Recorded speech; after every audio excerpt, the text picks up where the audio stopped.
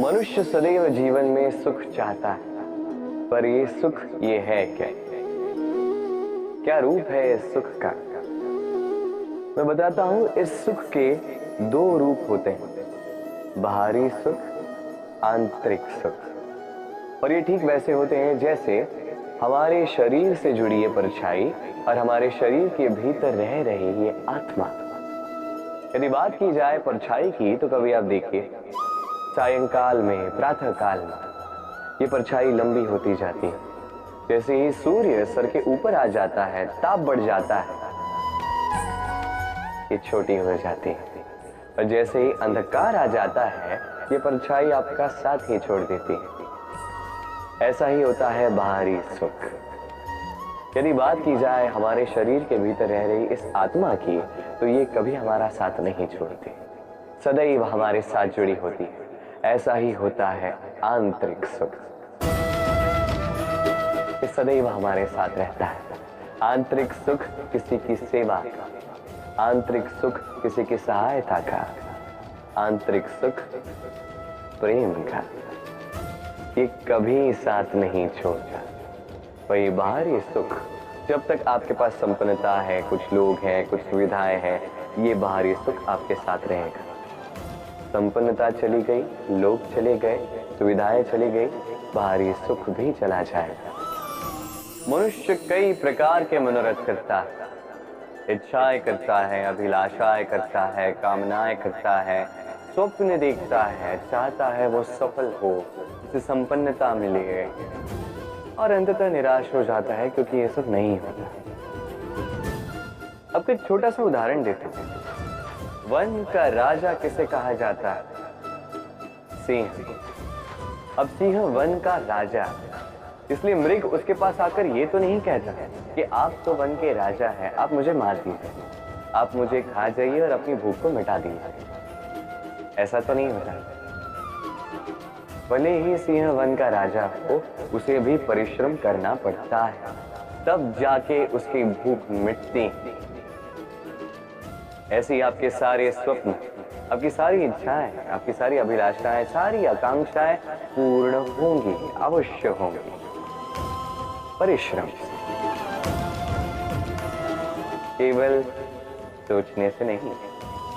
तो आप भी जीवन में परिश्रम ही कीजिए, अपने सारे स्वप्न पूर्ण कीजिए। क्या आप कभी किसी ऊंचे पर्वत के शिखर तक पहुंचे? यदि आप पहुंचे हैं या यदि आप किसी ऊंचे पर्वत पर जाएंगे, तो ध्यान से देखिए, जैसे जैसे आप ऊपर जाते हैं, वैसे वैसे सर्वप्रथम सारी वनस्पतियां लुप्त होने लगती हैं। तत्पश्चात सारे पेड़ पौधे, पशु पक्षी सभी लुप्त होने लगते हैं। अंततः शिखर पर रह जाती है केवल शांति, एकांत। अब मनुष्य के साथ भी यही होता है। मनुष्य जब आत्मविकास की ओर बढ़ने लगता है, अपने जीवन के शिखर पर पहुंचना चाहता है, तब उसे एकांत की आवश्यकता होती है और उसे साथ छोड़ना ही होता है अपनी सुख सुविधाओं का, अपनी संपत्ति का, अपनी समृद्धि का, अपनी सुंदरता का। देखिए, जीवन के शिखर तक पहुंचना ये सरल तो नहीं है, अत्यंत दुर्गम मार्ग है। किंतु यदि आप वहां पहुंचना ही चाहते हैं, तो आपको त्याग की प्रवृत्ति जागृत करनी होगी। त्याग क्या है, ये सीखना होगा, क्योंकि त्याग से ही मन में शांति आती है और इसी शांति से मन में उत्पन्न होता है प्रेम। और ये प्रेम ही तो है जीवन का अंतिम लक्ष्य। कभी कभी हम जीवन में सोचते हैं, वो व्यक्ति जो धर्म के पथ पर चलता है, यदि उससे कोई भूल हो जाती है तो नियति तुरंत ही उसे कठोर दंड दे देती है।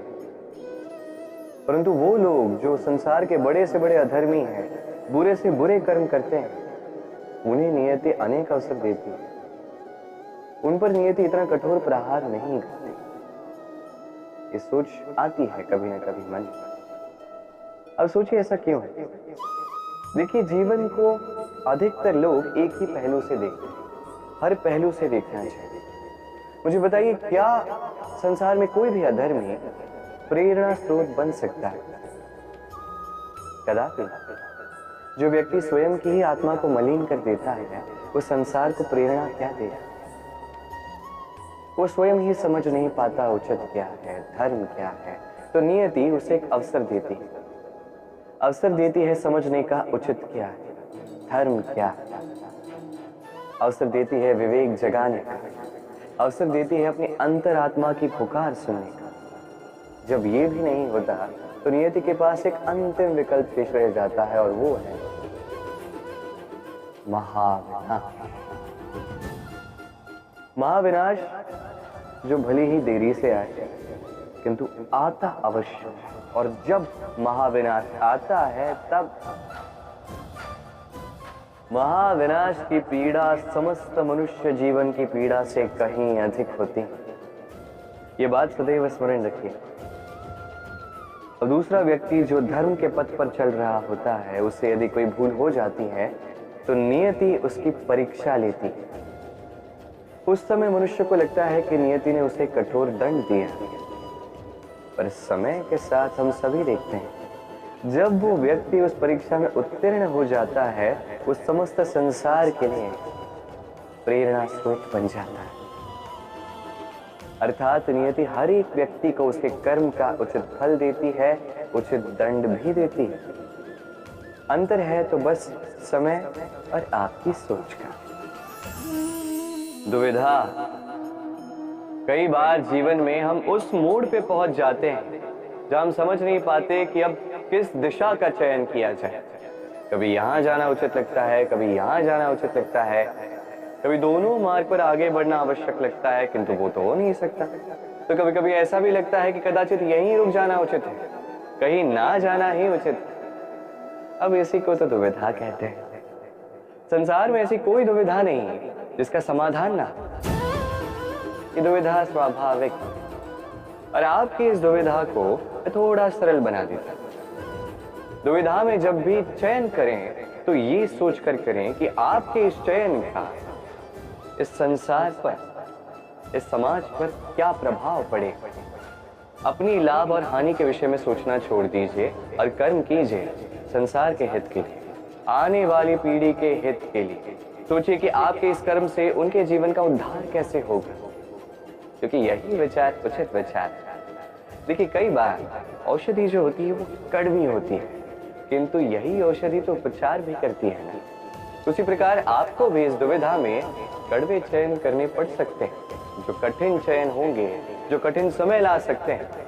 किंतु यदि ये चयन धर्म संगत है, यदि इसे संसार का हित होगा, तो यही चयन उचित चयन।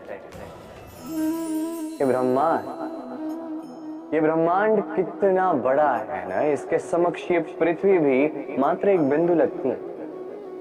अब इसी पृथ्वी पर हम कौन हैं, हमारा आकार क्या है, हमारा अस्तित्व ही क्या है। जब हम ऐसे सोचते हैं तो लगता है कि हम कुछ है ही नहीं। अब जब हम कुछ है ही नहीं तो हमें चिंता किस बात की है, भय किस बात का, किससे भयभीत होते हैं। कौन है जो हमें मार सकता है, कौन है जो जन्म दे सकता है, जबकि आत्मा ना कभी जन्म लेती है ना ही कभी मरती। आत्मा बस शरीर बदलती। आप, मैं, हम सभी ये शरीर नहीं, हम आत्मा है जो परमात्मा का परम अंग है।